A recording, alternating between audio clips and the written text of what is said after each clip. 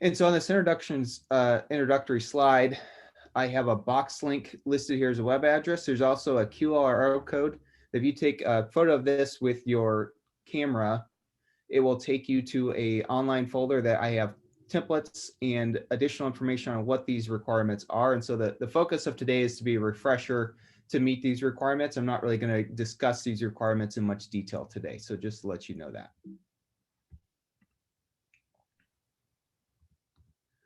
And so to think about agricultural wildfires when we happen, there's kind of two different scales to think about. There's kind of micro scale where you're looking at the very basic fire behavior triangle that I have here on my screen, that you're looking at oxygen, heat, and fuel.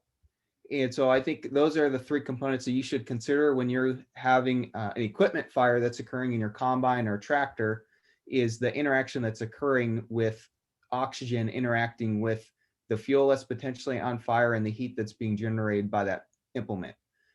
So when we do have a fire that's happening in equipment, make sure that you consider that when you open up different compartments to access something to put it out with a fire extinguisher, the moment you open up that compartment, you're allowing a lot more oxygen in to fuel that fire. And so you can expect that that fire is probably going to flash up at you, and the fire behavior is dramatically increased when you open up that compartment trying to put it out. So just keep that in mind, that sometimes it's best to keep that oxygen out of there by keeping it closed.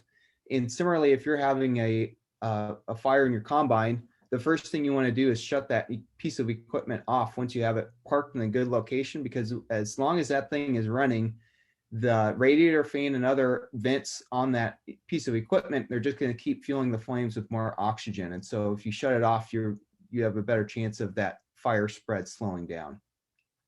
Also, when we have wildfires that actually start getting into the croplands, then we start thinking about this larger fire behavior triangle. That obviously we have the fuel on the landscape, which for cropland producers, we can't really manipulate the fuel as much because you're trying to grow the crop there. So the fuel is kind of within the crop. It is what it is. We can talk about other things that you can mitigate the surrounding landscape to try to mitigate a fire once it starts in that field.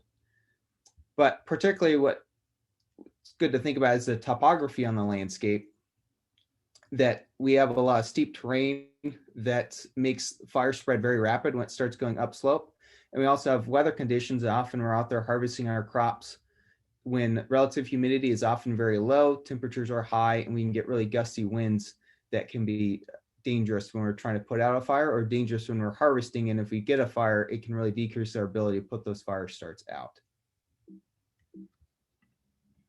So thinking about the equipment scale, what are some things we can do to mitigate fires from occurring? Producers in Australia have been doing a lot of innovative things, that they've been putting things like chicken wire screening over some of these big exhaust heat sources, so that large pieces of debris will bounce off the chicken wire before they contact that really hot engine manifold. They're using fans to blow some of that off.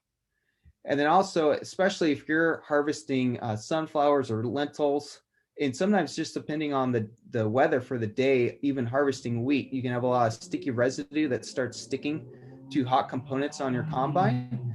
And so this is one innovative strategy that somebody has come up with in the Dakotas, that basically they have completely wrapped their turbocharger system with this ductwork. So there's no hot components that are landing on it. And then they're using this large filter thing here at the top of the combine that's filtering out the air. The filtered air is then going into this air blower system that is then blowing that air across these components, keeping them cool and blowing them off with air that does not have residue that's going to cause a fire to occur. Also, you can change where you're taking the air that's going into the combine.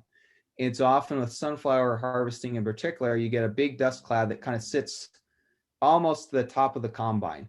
And so a producer in South Dakota came up with this idea that he's actually got this box chimney that he's putting up over the air intake. And so it's raising the level that the air is getting sucked in the combine from.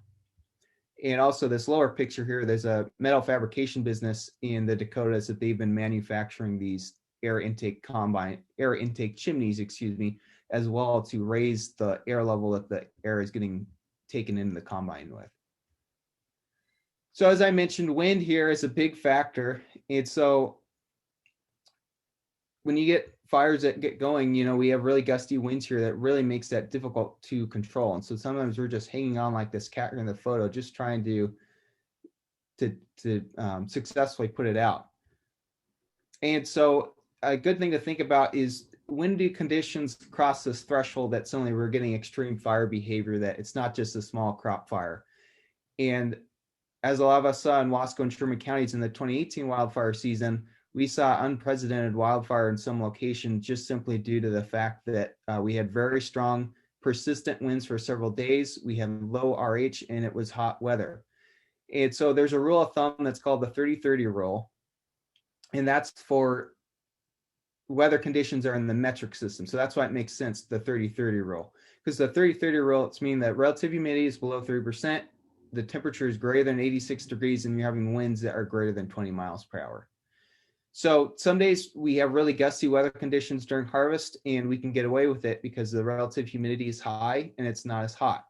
But when we really do get into that low RH, below 20%, it's 95 degrees.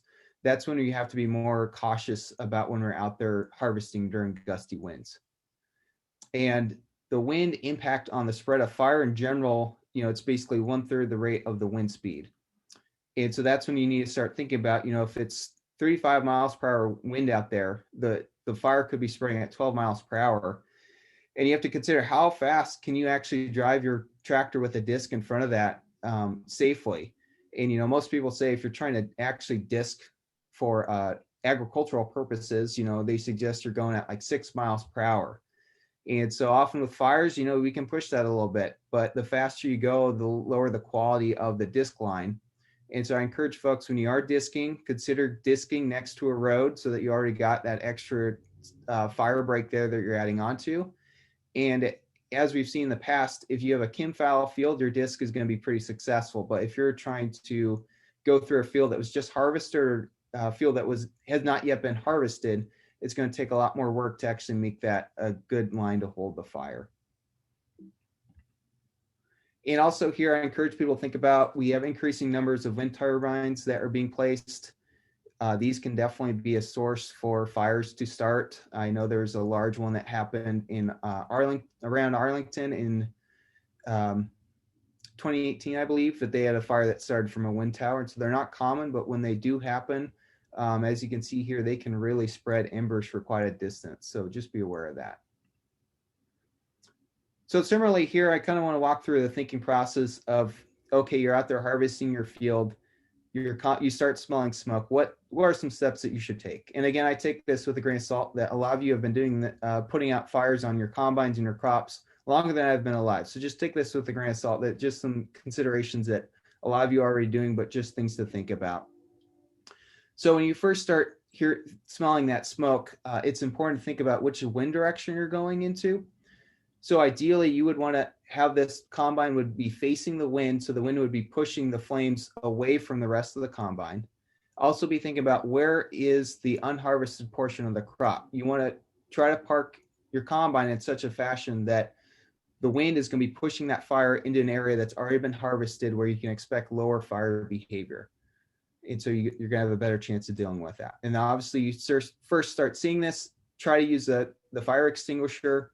Be careful when you're opening up those compartments that you might let more oxygen in. So just be aware of that. You could see increased fire behavior. And then sometimes it starts getting bigger. And so here you can see the combine is not in the most ideal position, because the wind is actually pushing that towards the rest of the implement. And so you could, if the wind was pushing it away, there'd be a better chance that maybe it wouldn't burn up the whole combine. And then you have to start thinking about, okay, well, now the fire is actually beginning to burn the surrounding cropland. And so this is when what we would call, earlier, this was maybe just an incipient sized fire that you could just put out with 2 fire extinguishers. Now we're getting in a more troublesome situation. And this is where, with the OSHA requirements, if you have employees that you've only given fire extinguisher training to, this is when you would want them to step away. Hopefully they've already called 911 by this point, but they're not going to be engaging this fire any further unless you've given them additional training. And so when this starts going into the crop, what you need to think about is, one, if you have your disc there and it's not too big yet, what this fire is going to do if you let it burn long enough, it's going to start pushing up in the direction the wind is taking it. And if you're parked on a slope, it's going to start taking that dramatically upslope. So sometimes if you have a disc, prioritize putting in a good disc line on the upslope and upwind side of the implement when it's burning, and really try to get a good line established there, because that's where the fire is going to get pushed to first. And then consider putting in a disc line obviously around the entire thing.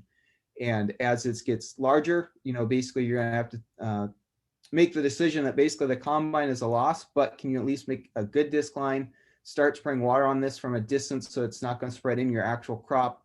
And, once it's in your crop, then sometimes it can escape rather rapidly. And again, I think this is tricky for us to think about as ag producers, but, for first responders, they see that combine or a car that's on fire. When I worked with the Forest Service, we would have car fires that often would start, and basically we would show up on scene, but the structural firefighters would not let us engage in that until they had the engine portion of that fire contained. And so obviously you're going to be out here putting in a disc line fairly close to this regardless, but just consider that there are definitely a lot of toxic fumes in these combine fires that try to limit how close you and your employees are having to get to this. Obviously put in a disc line, make sure you have it contained, but don't get too involved with it directly if you can help. And some other considerations to think about, in terms of how fast some of these fires can travel. This photo is from a study that was done in Australia with dryland wheat production, very similar to what we have here in Sherman and Wasco counties. And basically after 21 seconds from ignition, this is how far the fire has gone. And then 29 seconds, 37 seconds. And so basically you can see that this fire test that they did, you can tell this is in a field that's been harvested. There's still a lot of residue out on the field though. When that start, after basically 40 seconds, that fire has gone the full 160 feet of this plot that they're doing. So it's important to remember that these fires can really spread rapidly once they get going. And here is just another illustration of the plot fires that they were doing. And so this is 36 seconds after ignition. And this is also important to think that when you have a fire that starts in your combine, that's not time equals 1 second. Once it gets into the crop, that's when then you're at basically time equals 1 second, and 40 seconds later, you can see it traveling 160 feet. So here I'm just showing some basic fire terminology, that we have the head of the fire here, where the flames, the wind is pushing it this way directly. We have the flanks, and then you also have the back of the fire. And so it's important, and most of you folks are doing this, but remember, when you have this fire and you start first getting engaged with it, you want to position yourself so you're in the black where it's already devoid of fuels. And basically, you're going to want to be going around the flanks with your truck and water, spraying down those flanks from inside the black. We also, get in another situation that obviously we see this going through our crop. We do want to get in front of the head of this fire. And I know that's something that can be a struggle with first responders. Their first thought is, we do not want to engage the head of the fire here. But it's understandable you have enough resources on the line that you're going to want to try to do that. And so just, some real quick considerations that make sure that your tractor size that you're using on your disc, that it's got a lot of power for that disc. If a hydraulic issue happens, your disc gets stuck on something, you want a big tractor that's going to be able to pull that disc and get out of the flames regardless of what's going on. So make sure that you have a good large horsepower tractor that's suitable for the disc that you have it on. Communicate with others. Often, you can get first responders out here that they're trying to drive in front of you, trying to scout the fire. You really communicate with those first responders that, you're going to be out there with the disc and they really need to stay out of the way. And so keep that in mind. Also communicate to the other producers out there who might be using a disc. That's the biggest thing, is you don't want two discs getting entangled on the fire, and then suddenly both tractors, you're stuck together and you have these flames coming at you that you're not going to be able to get out of that way. Think about where you're putting in these disc lines. So again, here you can see this fire is burning down slope. So it's doing what we would call backing. So it's moving very slowly.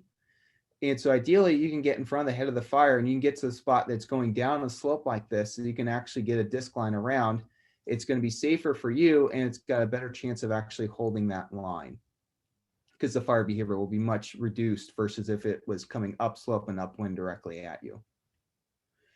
And so kind of my last consideration I have time to really touch on here is when we're using these discs, structural firefighters and wildland firefighters, they always kind of have what they call the engine protection line, that they always have extra water in that tank. And so if the engine gets stuck somewhere, they have the chance of saving themselves. And so, ideally, I think it'd be a good idea, those tractors you're using for the disc, consider putting some saddle tanks on that. You don't need 500 gallons.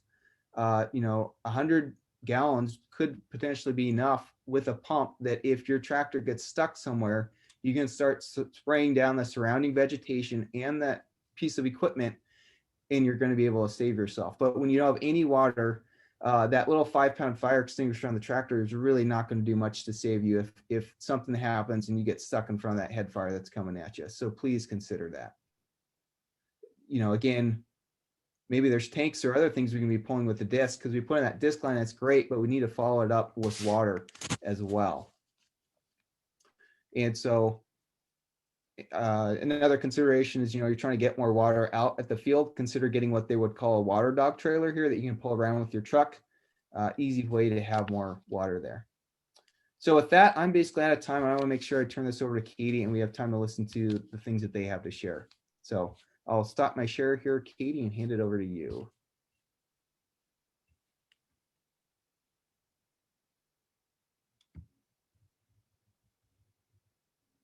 Thanks, Jacob. For those of you who missed Jacob's introduction, I'm the new Rangeland Fire Regional Specialist located in Southeastern Oregon. We're going to change speeds a little bit today and talk about rangelands and ranchers. And as many of you might be very familiar with, ranchers are uniquely positioned in terms of providing fire suppression, but also fire prevention activities. They own vast tracts of private lands, but they also rely on surrounding public lands for their livelihoods. And so today we're going to talk about an example of cross-boundary fire preparedness and mitigation in a rangeland setting. And we'd like to share with the audience information on the planning and partnerships, funding, agreements, and kind of a shared vision that were needed to create the fire prevention plans in the Lone Pine Rangeland Fire Protection Association areas. We hope to transmit to you exportable lessons, if you're interested in partnering with agencies to engage in similar cross-boundary fire mitigation and planning. So with us today, we have three panelists, Ron Whiting, who is a semi-retired rancher and also the president of the Lone Pine RFPA. We also have Zola Ryan with us, who is the district conservationist with the Natural Resource Conservation Service. And then we also have Toby White, who is a fuels planner for the BLM and the Malheur National Wildlife Refuge. So just to kick it off, I'd like to start with Ron. He's going to tell us a little bit about what RFPAs are and show us the Lone Pine RFPA area. Hi, thanks, Katie. Yeah, hi, I'm Ron Whiting, president of Lone Pine Rangeland Fire Protection Association, or RFPA for short.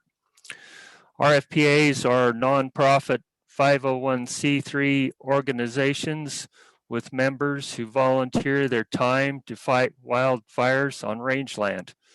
For anyone who is not familiar with the RFPA concept but is interested in learning more, Katie will share a link to a very good paper that she and Emily Jane Davis did on the subject. And of the 24 RFPAs that are currently in Oregon, Lone Pine is one of the smaller ones. We have 11 private landowner members that actively participate and 8 absentee landowners that pay dues. Our district covers approximately 50,000 acres and is located a few miles due north of Burns, Oregon. And Katie brought up a map here that shows us relative to where we are in Oregon, and then a little bit bigger blow up of our area. Approximate boundaries of our area are Harney Valley on the south, the Poison Creek Canyon on the east, and the Sylvies River Canyon on the north and the west.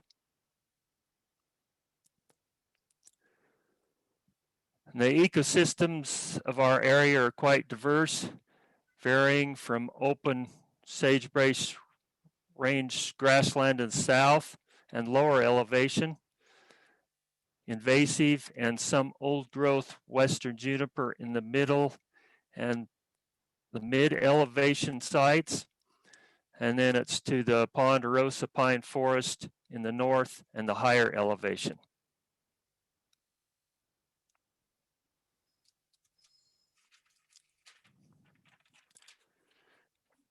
And the higher elevation sites can vary from old growth ponderosa pine to open scab flats within a matter of a few feet.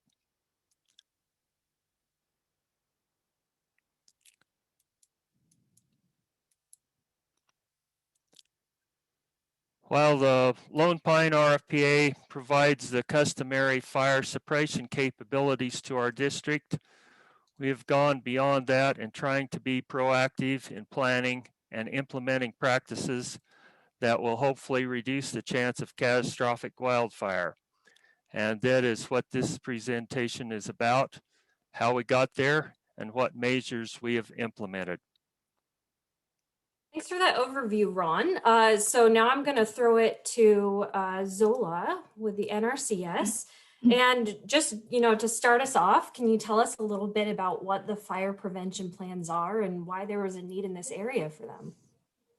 Yes, I can, and I'll give it a little bit from an NRCS perspective. So NRCS in Oregon has been working, for 10 years now on sage-grouse habitat conservation and improvement. And one of the things that we recognized is that wildfire is one of the major threats to sage-grouse, but it's a threat that is challenging for us to deal with because our kind of model and programs are designed for working individually with landowners, kind of one-on-one, and fire prevention in particular really needs to be addressed from this landscape scale, particularly when we're talking about things like fuel breaks, where it doesn't really make sense to address that one property at a time. You need a landscape scale plan. So at that time, we invested with the Oregon Department of Forestry. We formed an agreement with them to provide funding for them to work directly with the RFPAs that were located in sage-grouse habitat to develop not only fire prevention plans, not only fire suppression plans, but also fire prevention plans. So to expand the plans they kind of were already working on related to suppression and include this sort of fuels management component. And particularly, we were interested in sort of this sage-grouse focus on that. Yeah, thanks for sharing. So, while we have all of you, Ron, why did the fire prevention plans make sense for the Lone Pine RFPA from your side of things?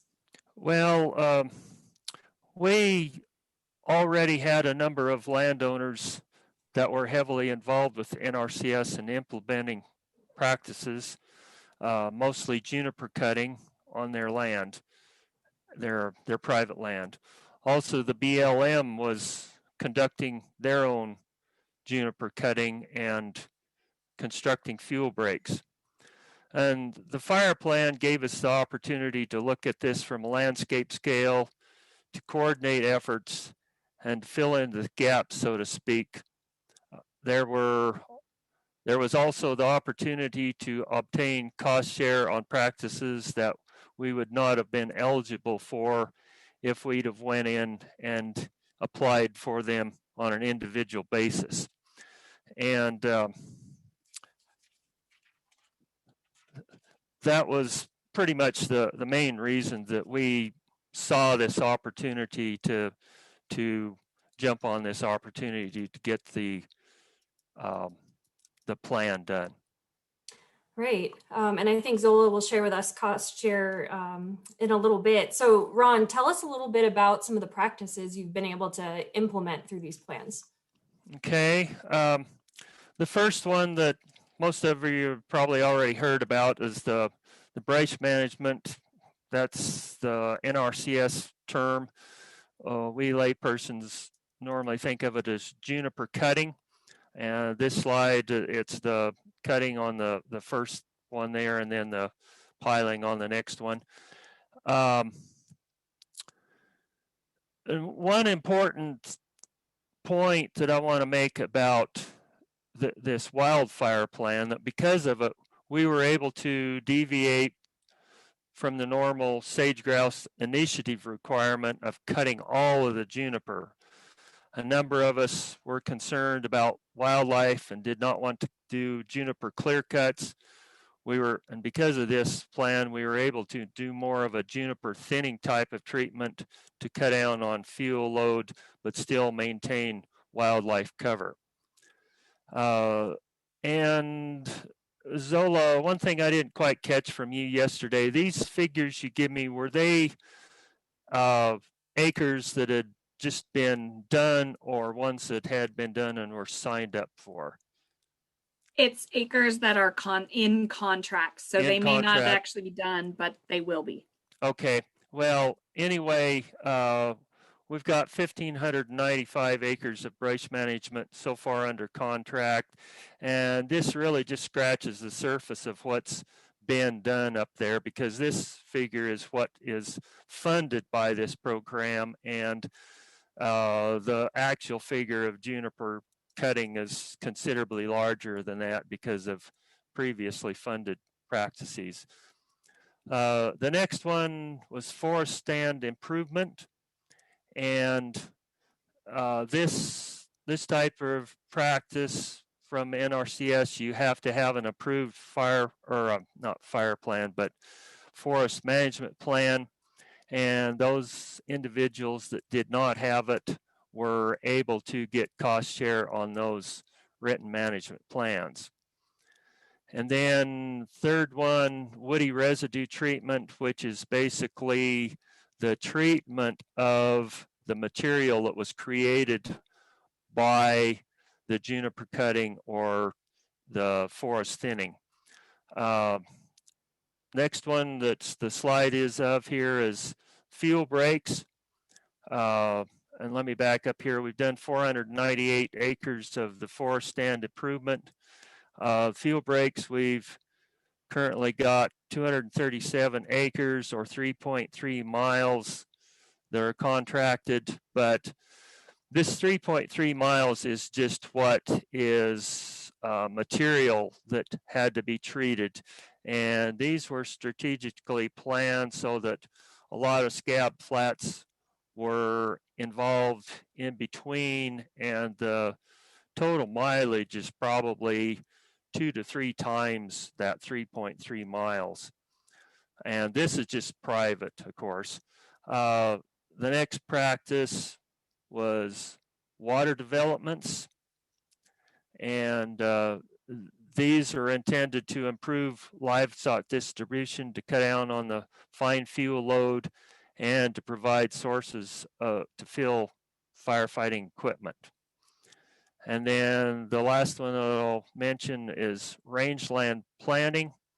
The idea here was to replace fire-prone annual grasses with more fire-resistant perennial ones. Thanks for that, Ron. I'm going to throw it back to Zola for the thrilling details. So tell us a bit, Zola, about the funding and agreements and partners that were necessary to make the fire prevention plans happen.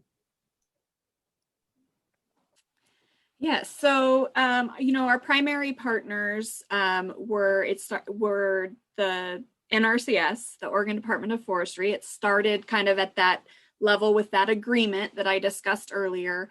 And then, of course, the Lone Pine RFPA in this particular case, so the actual members of the RFPA, and then the BLM, because in this RFPA, as I think probably most of them, private and BLM are intermixed. And so, again, we need that landscape scale plan, and that involves multiple ownerships. And so the BLM was also a key partner in that.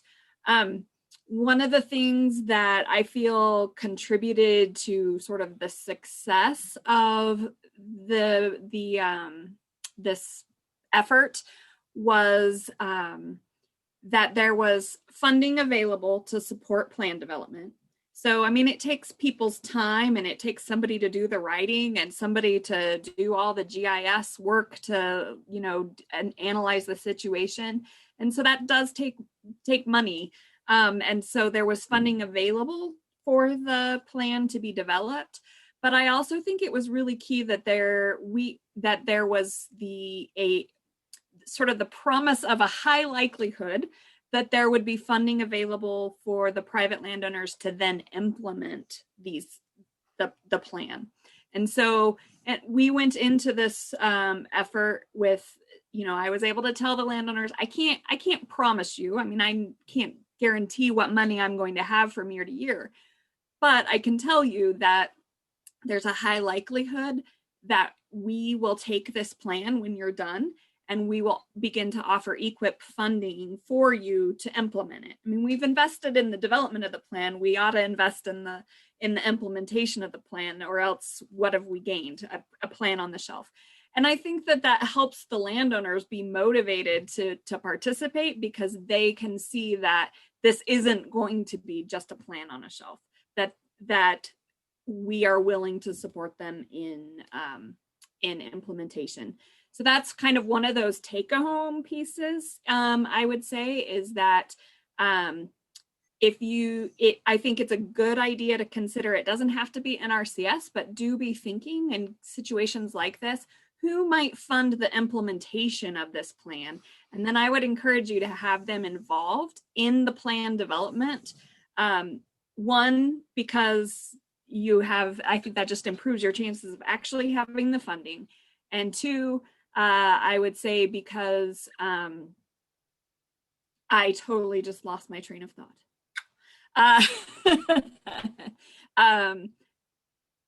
Because they can help you wordsmith. So they can help you as you're developing the plan to word it in a way that's going to easily flow into whatever their funding mechanisms are.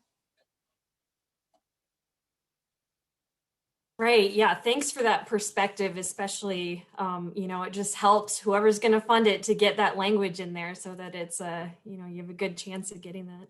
I'd like to bring in Toby White with the Bureau of Land Management. We haven't heard from him yet. So Toby, tell us, let's see if I can get the slide to change. Tell us a little bit about, the BLM's involvement in this, working with the RFPA members, and then also what was unique for the BLM about this particular arrangement? Okay, yeah, basically since they've started talking about this plan, we've been part of the planning meetings because we are in fuels implementation and planning. That's our job here. And a lot of what we were trying to do is coordinate our efforts. So everybody, it wasn't just off on their own doing, a treatment here, untreated spot for 3 miles, another treatment here. And as Ron was saying, the continuity of treatments is really important when you get to a fuels break type of atmosphere, especially in the large wildfires that we've seen in the last 20 years that have been around here. So part of the planning process, we were helping to fill in gaps where fuels break between the federal land that we treat and private come together. A lot of our, treatments, just landscape treatments, you'll come up to a fence line and the treatment stops. So that's what we were trying to kind of get past with this in part of the planning process. We also made suggestions on the type of treatments that have worked for us in the past, both as firefighters and in the fuels treatment aspect of the world. Kind of the effectiveness of them, and also like pile versus cut and leave, areas you can do that, areas that you should be looking at more of a all-encompassing, like these slides are showing. This was a rather thick area we looked at, and so we went into cutting them and then actually machine piling them because it was conducive to getting a machine in there. Let me see.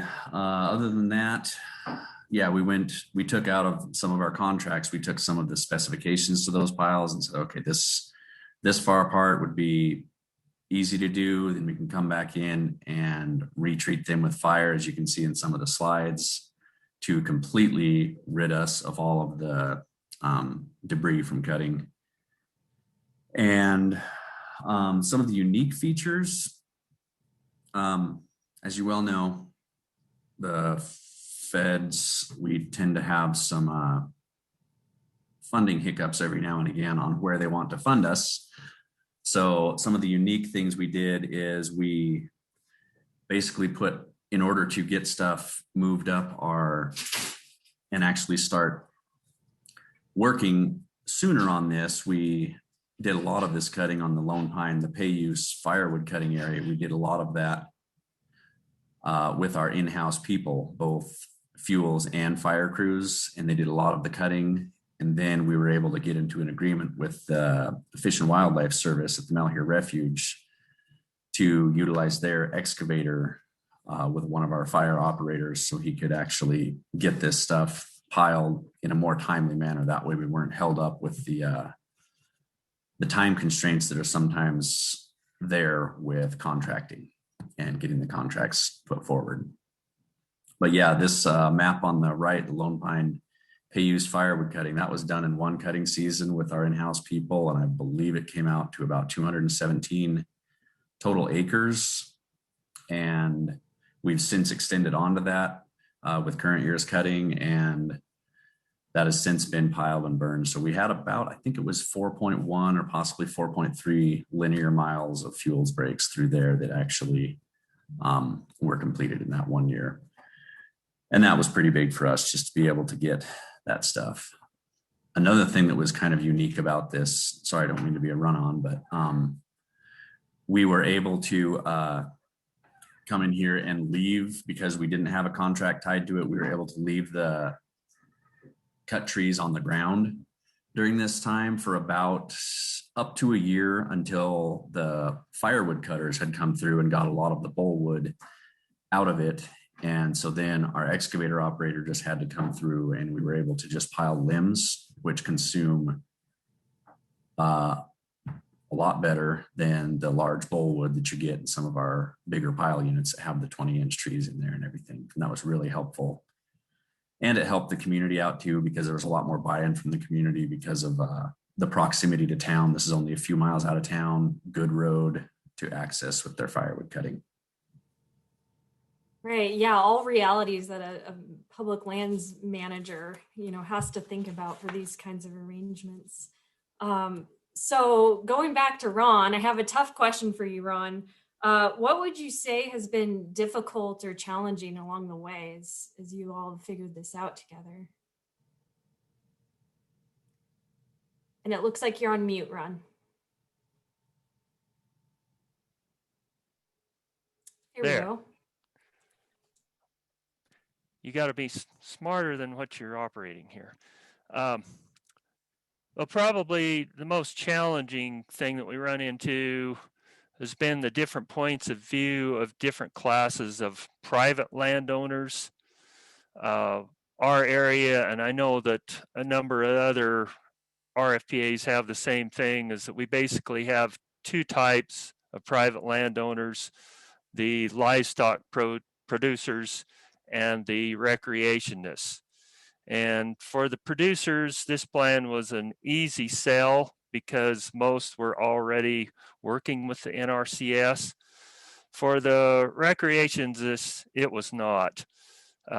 They own small tracts of land, and for the most part do not want to cut any of their trees, not even when you try to tell them that if they thin them out, that it'd be a lot easier to control a fire there. They just, well, we own such a small spot that we just want to keep most of them for the game. And I mean, that's their right to do it that way. But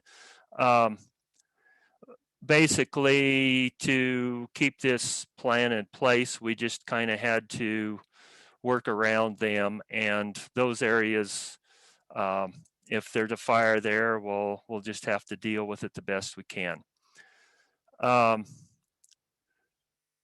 We also had the issue with several landowners having, through the Harney Soil and Water Conservation District, candidate conservation agreements with assurances with the U.S. Fish and Wildlife Service. These CCAAs pertain to the greater sage grouse. Because of these agreements, we had to broaden our field of partners to include these agencies into planning some of the practices, mostly the field breaks and rangeland planning. And I'll just say right up front here that this rangeland planning was done under a different program, but yet it was very integral to what we were doing with the wildfire plan. So that's why it's included in this discussion.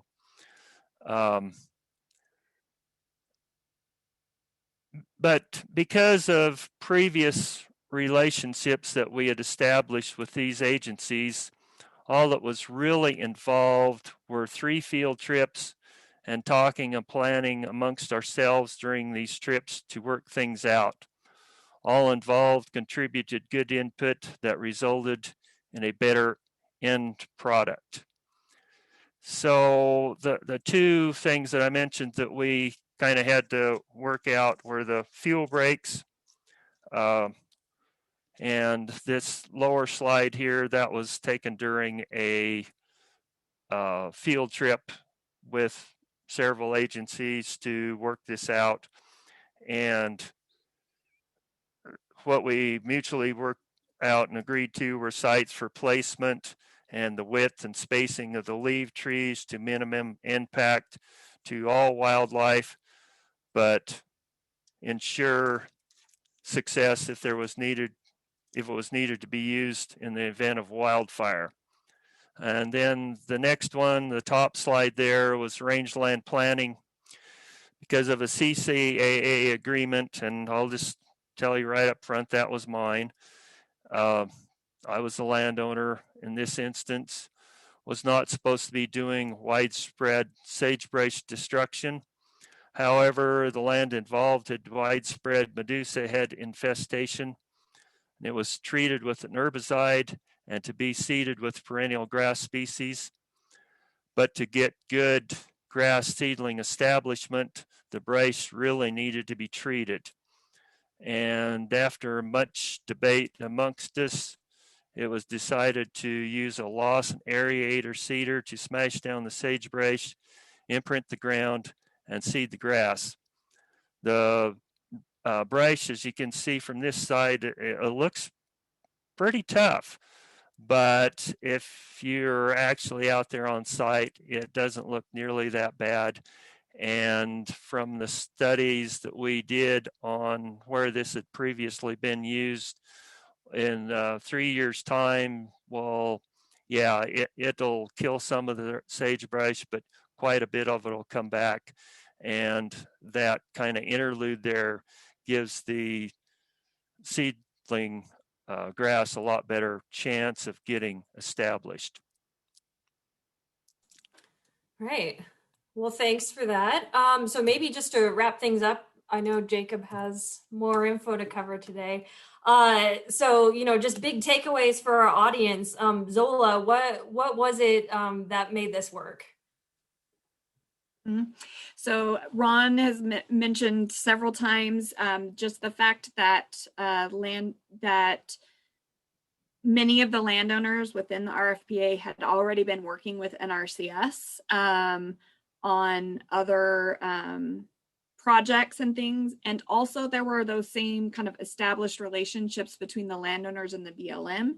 And so I think that made a big difference because one, there's, we just knew each other. We kind of had the shared knowledge of what had and hadn't occurred within the area the planning area we were talking about.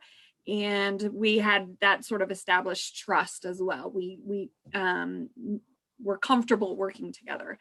The other thing I think was really key, honestly, was Ron. So Ron was very motivated on the plan, and as the president of the RFPA, he cracked the whip, I would say, with the other landowners to just, hey, we need to meet. We need to do this. You need to get in and see Zola and get your stuff on the map. And those sorts of things. So having somebody, sort of that local champion, in our case, it was Ron, I think is also a really important piece. And, I would say as landowners, I encourage you to consider being that local champion, the one who is motivated and helps to motivate your neighbors as well. Right. Yeah. So Toby, from the BLM's perspective, what are the big takeaways that you'd like folks to know? I think, basically, as Zola mentioned, develop good relationships with the landowners, because the only thing that separates you is a fence line. And during a wildfire, fence lines generally don't stop wildfires. So you're going to be working together eventually. It's better to be working together in the planning phase than the emergency phase. It just helps to develop those relationships and be open to listening to other ideas. A lot of people get bogged down and, well, this is the way we've been doing it forever. And I think as long as you maintain the willingness to listen to people's other ideas and hear their concerns, they may not always be the same concerns you have, but they should be all of our concerns. Because it's everybody's land, and it's really helpful if we can all work together instead of against each other. Yeah, well said. Ron, I'll give you the last word. What do you want folks to leave here knowing? Well, I think that Zola and Toby really hit the nail on the head here, that the relationships are the key thing to making one of these really work. And I have seen a dramatic shift in the last, we'll say, 20 to 30 years in how this is operating, at least in this area. I know that in the 90s that it was a confrontational type of attitude between the private landowners, the permittees, and the government agencies. But around the turn of the century here, people started to say that, this isn't really working, and had the foresight to try to include everybody else. And because of that, I've seen a dramatic shift in how things are getting done. I don't think this would have happened 30 years ago. No way. But I guess kind of in a nutshell, what I'm going to say to everybody is to get involved, participate in this stuff, get to know not only your type of people, but your opposites in the other agencies. I know that there's a lot of horror stories about working with U.S. Fish and Wildlife Service, but in the last 10 years that I've worked with them, they've been some of the most professional and easy to get along with people that there are. They've bent over backwards to try to work with us. So if you go into one of these meetings that you don't know the people, I think my advice is to check your ego and your preconceptions at the door and go in and try to all work together. Good way to end. Thank you all. Our three panelists, Ron, Zola, and Toby, thanks for your time today. I hope we all learned a lot. We have 5 minutes for questions, and then it sounds like we'll have a screen break. So you can either type your questions into chat, our panelists will help field those, or just go ahead and unmute yourself, and we're here to take those.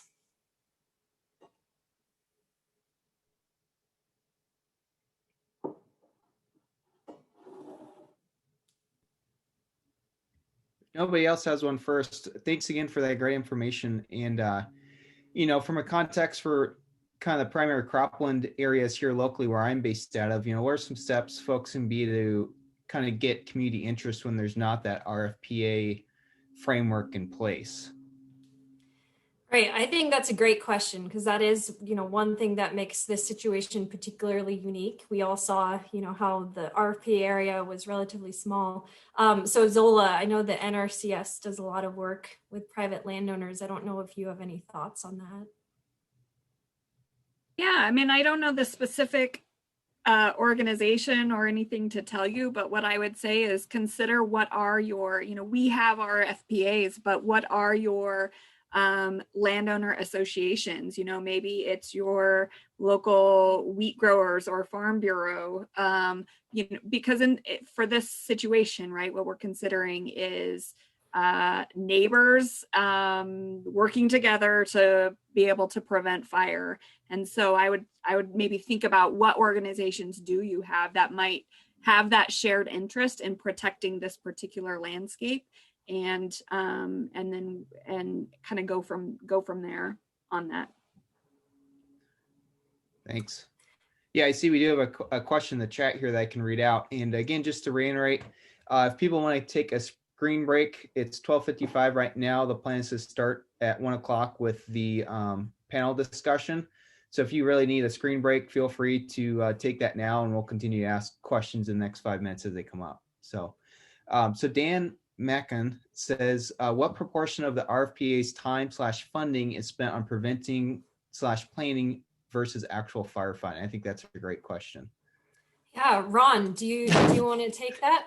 Yeah, I can try to do something there. And all I can speak for is our association. And I'm not going to say that's characteristic, because we have been very fortunate in the last 3 years that we've only had a very few fires, whereas some of the others have had some bigger fires. But probably I'd say that it's about 50-50 between working on the equipment and firefighters, and 50% on the planning and instigation of this plan here. And the firefighting itself has only amounted to a few hours, but our upkeep on the equipment is pretty significant. So hope that helps a little bit. And I think, and maybe Ron, you can speak to this a little bit more. We do know that not all our RFPAs are interested in collectively doing the fire prevention activities as part of the organization. We see some of them functioning just in a suppression capacity. That is true. Yeah. All of the RFPAs in Oregon had one of these plans drawn up, but unfortunately, it was a kind of a canned version that, yeah, it sounds good, set it on the shelf and it'll never be used, which is unfortunate, because our group saw the opportunity to do things that would never have gotten done otherwise. But yes, you're absolutely right that not all of them have these, but hopefully maybe they will kind of catch on, because to be quite frank, the only way that you can deal with big fires in very adverse weather conditions is to have some type of prevention measures already on the ground.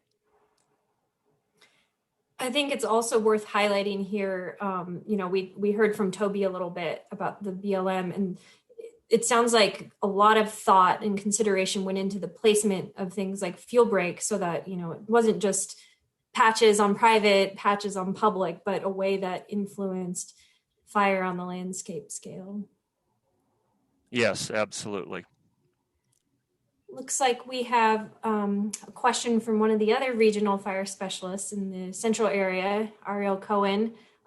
She's wondering if there's any monitoring involved in the plan. Zola?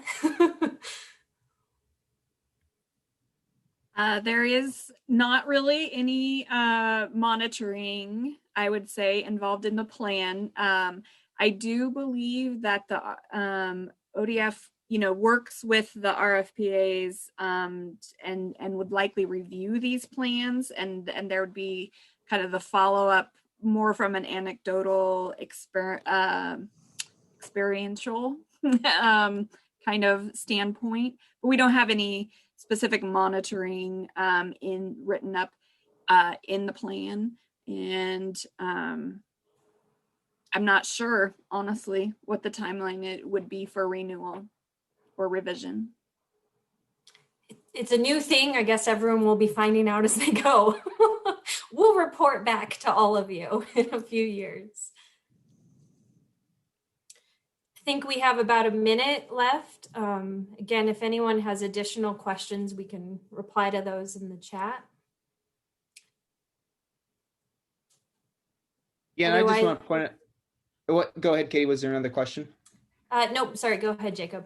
I was just going to say for, local producers, my region, what Ron was saying, I think is holding very true that, we saw in 2018 that we need a more collaborative effort in terms of where we put fuel breaks and other things that, I think we might see increasingly fire starts happening from non-agricultural accidents. We're seeing, a lot of starts along the interstates, highways. We're seeing increasing accidents with arsonists starting fires. And so, that's something that I think we can shoot for, is a more community-based collaborative approach is going to definitely help us moving forward in the future. So thank you for bringing that up, Ron. Right. And I think that's a good way to wrap up our presentation, Jacob. This is just one example of, a group of folks who are doing this. And so we hope that folks can kind of extract some of those exportable lessons, reach out to NRCS or whoever makes sense, and maybe we'll see different versions of this elsewhere. So thank you all for your time. Thank you to our panelists for the time they put into this. And again, we can field some more questions in the chat. Thank you. Thank you, Katie, and I appreciate again, Ron, Zola, and Toby there as well. Great information to share here. So now we will get transition over into more of this panel discussion. And so I'm thankful that we have a good, diverse group of different agency folks here that work kind of in the Mid-Columbia region. So we have Bob Palmer, the fire chief for Mid-Columbia Fire and Rescue here. Rick Fletcher, forest officer with Oregon Department of Forestry, located in the Dalles, is here. Scott MacDonald, the assistant fire management officer for the Barlow Ranger District with the Forest Service, and also Don Tschida, assistant fire management officer with BLM based out of Grass Valley in Madras.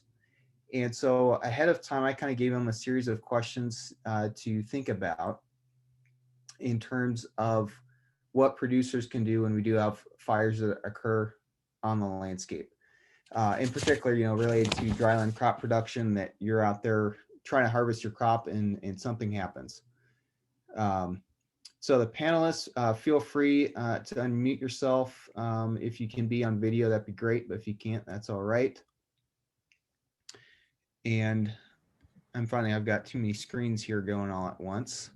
Again, just while this is up, if you are more curious on what the OSHA requirements are, the QR code on the right will take you to that information.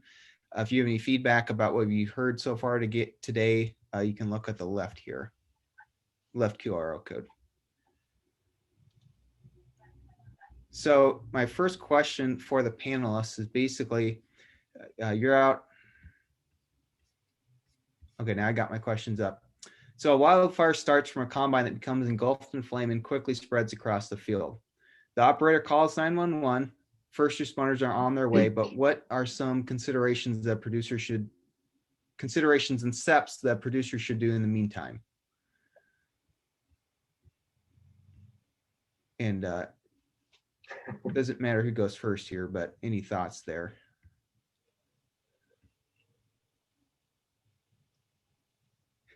I'm just Bob Palmer. I'm not one that typically likes to go first, but probably the other guys are waiting for others to go first. So I'll go first. Actually, I think in reference to the situation you're talking about, a lot of this goes into more of a prevention preparation type situation. And I'll just use the example of a couple of years ago with the substation fire. And we've had other fires. So specifically the substation fire itself was not within our jurisdiction, but we engaged in it. And so, but some of the things we learned, that we've learned in the past with other wildland fires and rangeland type fires is that the structures that you have are best protected by what you do before the fire. So, we found in certain circumstances that many of the structures in the substation fire were exposed, directly exposed by grasses and whatnot, which created some definite problems for us, and for all those that responded to that particular fire. And so, preparation wise, having adequate defensible spaces and making sure that you have good fire breaks around your structures and residences and whatnot are really key into being able to protect those structures, especially and the wildland guys can chime in here, but especially in lighter fuels, you're still going to get embers and whatnot flying through and whatnot, but and the winds in this area are going to create problems too, but it certainly gives you a fighting chance if you got good fire breaks around your structures to create a good defensible space. Also having adequate water supply and adequate training. The ranchers out there, they do engage in their own firefighting, which certainly helps us, when we respond. And in that case, I would say, once again, preparation is the key, making sure that they do have adequate training and they do have adequate PPE to be able to protect themselves when they do engage in fires and those types of things, and they have equipment that they can, during the fire, they can create fire breaks on and with, and just making sure that they also, during the fire situation, coordinate with the local resources that are responding to their situation. I'll say that once again, on the substation fire, it created some unique situations and it created some unique questions from my board because the fact that it wasn't within our jurisdiction, the questions came, why were we out there? And so there was some procedures and policies that were scrutinized and looked at. And so our response to a fire like that, again, if it's outside of our jurisdiction, is probably going to be modified. It's not that we're not going to go in, but we'll, I guess from our perspective, we'll try and create a water supply or provide some water supply to the extent that we can without jeopardizing the response within our own jurisdiction. Other than that, there are ranch lands within our district that we do respond to, and those patrons of the district will get a full response. And I know that we're all neighbors and we'll do what we can to help, but we also have to make sure that we don't jeopardize the protection within our own community. So I'll leave it at that. I see that Rick kind of clocked in here, so maybe he has some things to add to that. Yeah, those are some great considerations. Thank you for sharing those, Chief Palmer. And yeah, Rick, feel free to answer that question, or if you have other thoughts going off of what Chief Palmer said there too, feel free to share. Thank you. Yeah, Jacob, looking at your questions, kind of my answer to one question kind of bleeds into answering quite a few of those questions at once. So I don't know if you want that now, or if you'd like to kind of maybe work through a couple more of those. And I'm happy to do it now or later. Now would be fine. So as you'll see, we'll go in further here with some of the questions that Jacob had asked us. From our perspective, and I hope I'm speaking for most of the fire response agencies when I say this, when we're responding together from the initial call into integrating with each other, there's quite a few steps that the landowners play a really critical role in. You guys know the land, you know the access, you know who's where, you know what kind of tools are available. You have contact with more of your, the neighbors or the help, the folks that are working on your land. You have that kind of accountability with those folks and have an understanding of what they can do. So from the initial call, I would echo what Chief Palmer was saying, and that there's a lot of preventative work that can go into place before that 911 call ever has to happen. But when that call does come into place, simply starting with having somebody posted at the best access point to kind of flag or lead in that first responding unit would be one critical thing to do. The next critical piece, and it could be the same person or a different person, would be marrying or tying up somebody who has contact with all those folks, again, who knows the land really well, who knows what the tools are that are available, and knows who is out there doing the work. Having that person, and it's a really tough role to fill, I'll tell you that right now, but having that person sit with the initial attack commander, the person from a responding agency that's going to take responsibility for coordinating the effort on the ground, having that person there that, again, knows all the access, knows all the people, knows all the tools, having them in your pocket really helps us maintain accountability for all the people that are out there. Because we're talking on different wavelengths, literally and figuratively, when it comes to our radio communication with one another. Some of the interfaces between agencies is even a little different. The cell phone communication, that kind of stuff. So being able to have communication and accountability with everybody in that incident command post is really critical. And it will feel like you are doing nothing. I promise. You're going to want to be busy and moving around and actively suppressing the fire, but it's not nearly as productive when we don't have accountability for people. We can't really go in and fully take full suppression efforts, and we can't put aircraft into certain places, and we can't even start to consider burning operations if we don't know where everybody is. So it may not feel like it, but it is an extremely critical and extremely productive role, having somebody as that liaison right there with whoever ends up coming in to help kind of take command. And then from there, I know that every single one of the responding agencies represented in this group, we love the fact that we can integrate with all the landowners, whether they're in our protection district or not. More hands certainly make for lighter work, and we are all in this together. And we might come up against some of the weird nuances of, as a landowner or as a government agency. But I can tell you now, the boots on the ground are very, very happy to integrate with you guys and work side by side with you. And we may have different views of how the actual tactics happen on the ground. But if we can develop relationships in, things like this, in some of the prevention work that you want to do, that kind of thing, I think you would get to know that a lot of those people have your best interest in mind just as much as you have your best interest in mind.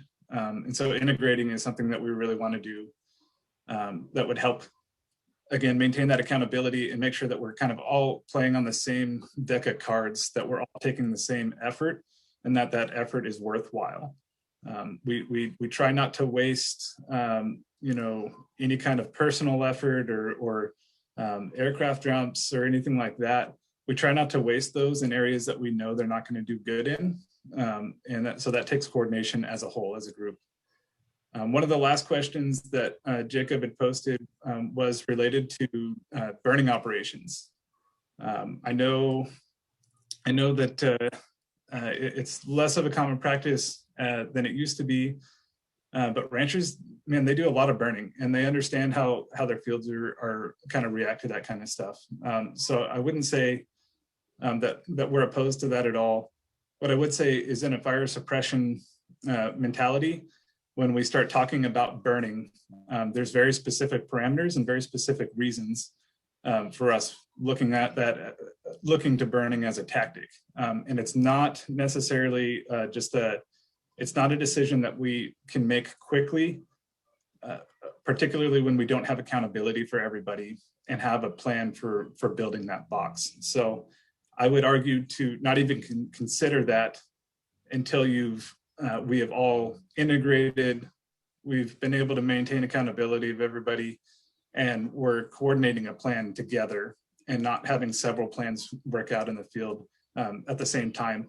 Because sometimes that's what puts people into a bad place, and we can get people hurt pretty bad with that. So I think that being able to work with each other like this and being able to kind of plan that stuff out, or just planning to have somebody there to help maintain that accountability and understand the land and help provide access, I really think that helps us get all the predictable things lined up to find success in suppression efforts with a myriad of different tactics that may or may not include burning as a whole.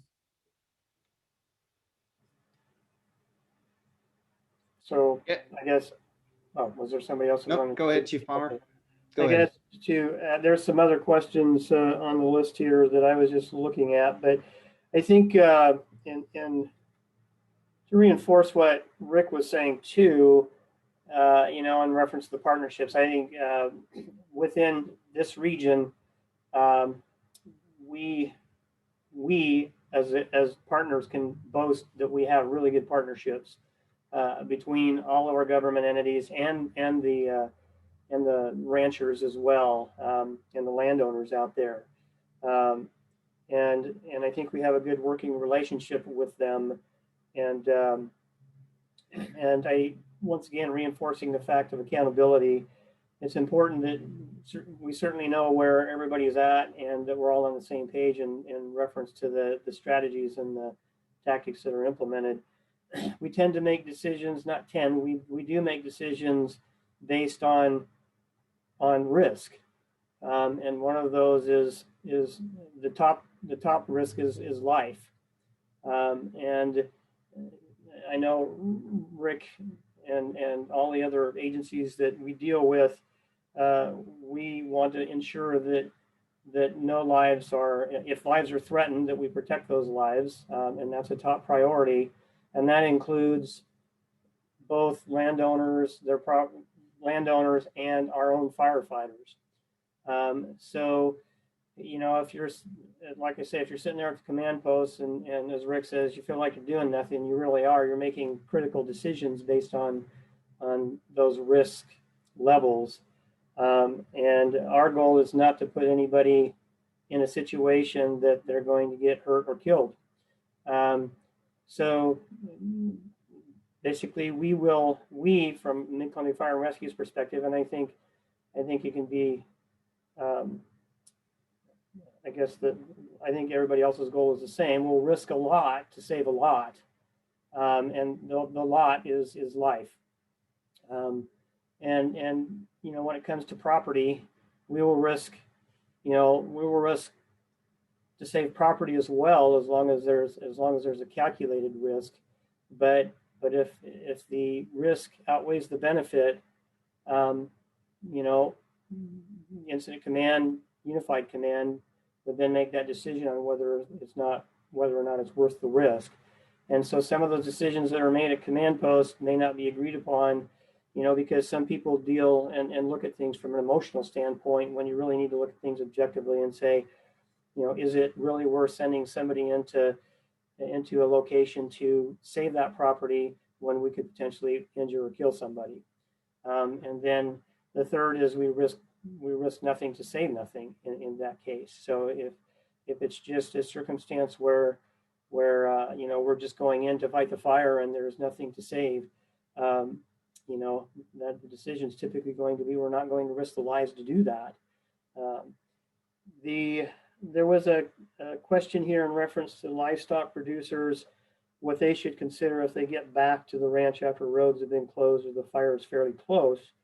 Once again, you know, that's going to be I guess if the roads are closed in that case, the decision is going to be made whether or not we want to let those individuals back in. Is the risk worth the benefit? Once again, so I mean, if they're already in there, and we know they're in there, you know, the idea is to evacuate those areas that are exposed and going to threaten lives. So that's one of those things where we need to be very cognizant and objective on, do we let them in?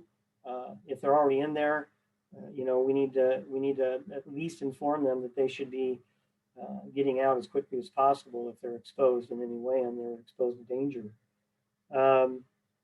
During periods of critical fire weather, obviously during harvest season in July, you know, they're working during periods of critical fire weather, and there's always potential for a combine to start a fire during harvest. We can't ask ranchers to not harvest because that's their livelihood, but they need to be extremely careful and make sure their equipment is operating properly so they don't create a situation. That said, you know, obviously we always close burning during that period of time, and I think everybody's very careful in this area during critical fire weather, actually during periods of no burning, to not burn, you know, do any open burning or anything like that, and not doing anything such as fireworks and, you know, the things that are going to create a problem of fire. And I think landowners out there are very, very cautious and very cognizant of that. It's other individuals that don't know or potentially don't care in that regard. Rick talked about the burnouts, and we talked about engaging in wildfire.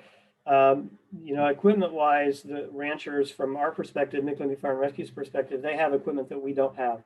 Oregon Department of Forestry has equipment that we don't have. Forest Service has equipment that we don't have, and vice versa. So that's why we all rely on each other and partner up to be able to provide that equipment as a cohesive partnership that we can more effectively fight and put that fire down before it gets too big. That said, Mother Nature can be pretty overwhelming at times, and you know, we in this area, I think, do a very good job of trying to keep fires small and keeping them down, but sometimes Mother Nature gets the best of us, and so then that's when things get bigger, and that's when we do the best we can to protect lives and property. Yeah, thank you very much, Chief Palmer. Great considerations there. If Scott or Don have any other thoughts that they want to share, I want to make sure you guys have time to contribute as well. I know Rick and Chief Palmer there just covered a lot of good things.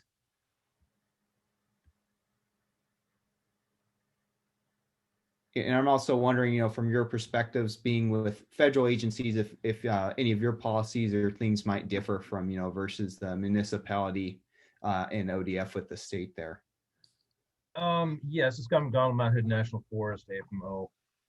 I think our big policy difference, and it's not really a huge one, you know, is that we prioritize property over the resource. And ODF to a certain degree reverses that a little bit, and it has to do more with their, you know, the timber protection and side their mandate piece of it. So. But in the big scheme of things, it's not a whole lot of difference. Life, of course, is the number one for all the agencies. So, you know, that's where, you know, you see on Forestry, webinars, we'll give some ground out there as far as, you know, backing off to a road or something like that to provide for safety and following the risk management process. So, yeah, but it's in the big scheme of things, not a huge difference. We're all out there to essentially meet the same end goal.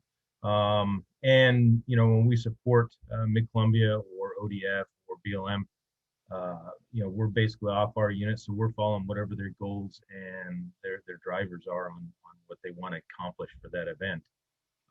So we just tie in with them and then follow their lead and support them as best we can with the resources we have available to us.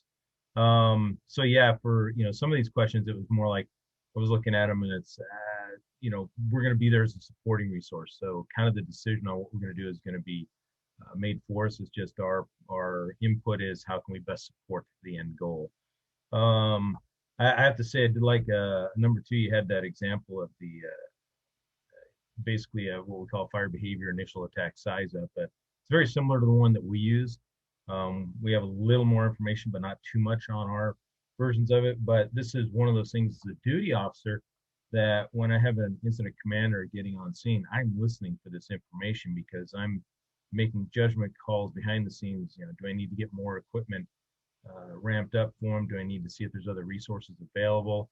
Or is it a minor incident and they're not going to need any help? And this fills in a lot of gaps. And for those events off unit that we're supporting, the more information we get, the better. Lots of times I get 911 phone calls through our dispatch center. And my first question is, what's the fire behavior? How big is it? Well, we didn't get any of that information. And it's like, okay, so I don't really have anything to give my resources, for the event they're going to.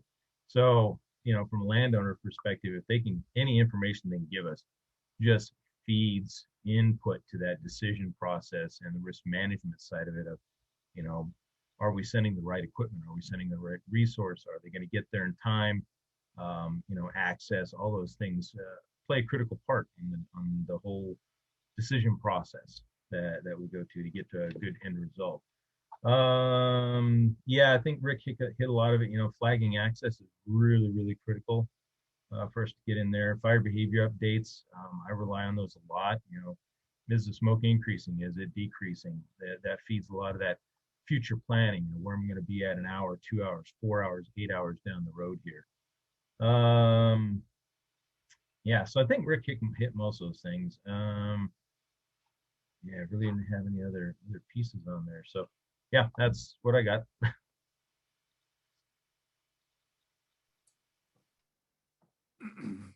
Nice. Thanks, Scott. Don Tschida with Primeville BLM. Just something else I was thinking about, Chief Palmer, Rick, and Scott covered a lot of it, obviously. But, my resource, excuse me, my resources, we try to tie in with the local landowner. If we can find someone who's actually that property owner, and if the fire is still within that property owner's land, we try to tie in and like Scott said, we're supporting, we're assisting. They'll follow the discs. Discs are amazing things. They put a lot of fire line in, and if we can back that up with the engines, we can do a lot of good work working together. The size up is critical, like Scott was just talking about, and then in that access, how do we get into there? I've been here for about 14 seasons now, but I haven't been everywhere within the county. So that access, how to get my resources to you is critical as well. Policy wise, there are some policies that we have to adhere to, obviously. So policies do mandate how we deal with stuff. And so, local landowners may want to go down the hill. I've used this example. They want to go down the hill. I'll try to support them as much as I can, but I'm not going to send my resources down that hill. One, I don't think the reward's there. Two, I don't think it's going to go or work.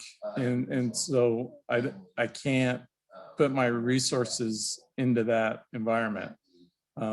If we can come up with a game plan that I can agree with and the local landowner agrees with, I'm all on board with that.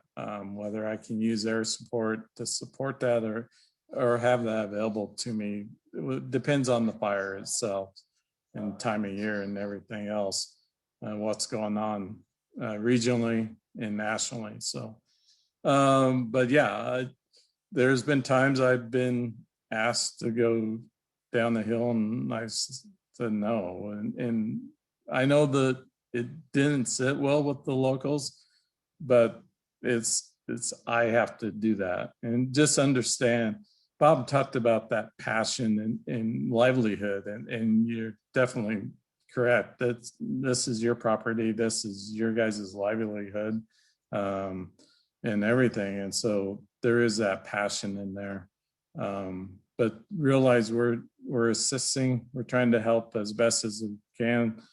Hopefully my guys or myself can explain why we can't do something. But if you guys are out, doing disking, spraying water like you normally do, we'll definitely assist in that operation as long as we can, whether that's filling bladder bags, whether that's filling water tanks with the engines, however we can assist you, is what we want to do. So I'll leave it at that.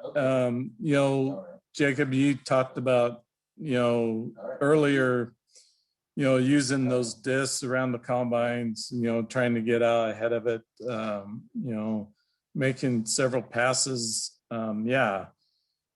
The other thing I thought about was, if you do have a fire and you're able to control it, keep the emergency responders still coming, in case something does spark back up that you got missed. Once we get on scene and everything's good, we gladly leave. That way, if something does happen in between then and there, no harm, no foul, type of deal. So, but yeah, the tri-park combine as best you can, or if it starts off a grain truck, however it's.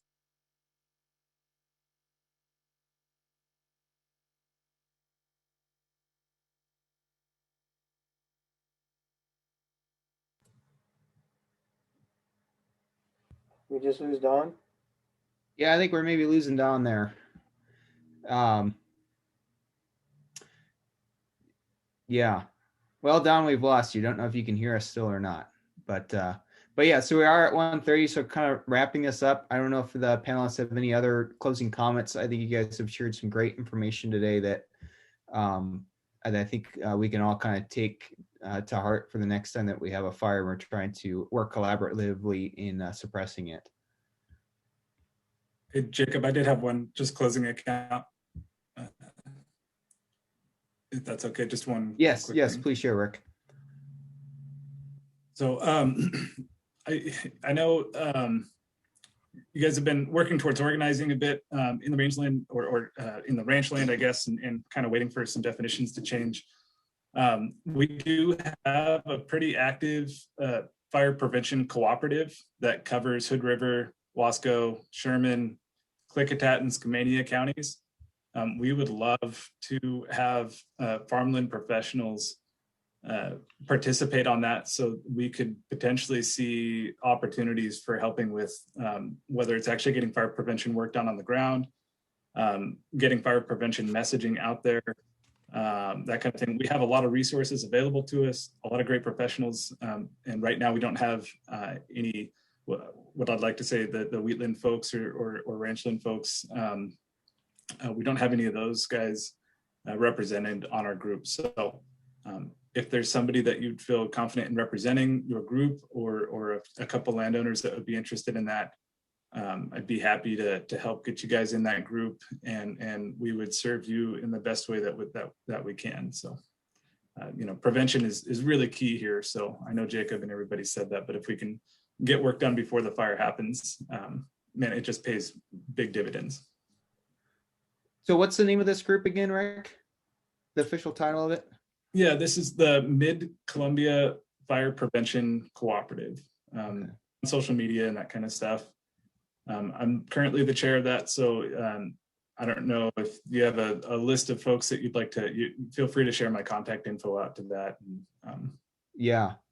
Yeah, and definitely if anybody in this call is interested in being a part of that, let me know. You know how to get a hold of me, and I can get you in contact with Rick pretty quick. So thanks for advertising that, Rick. That's a great segue to think about for next steps. Thank you. Yep. So again, I appreciate the time of the panelists. I appreciate everybody that called in here today.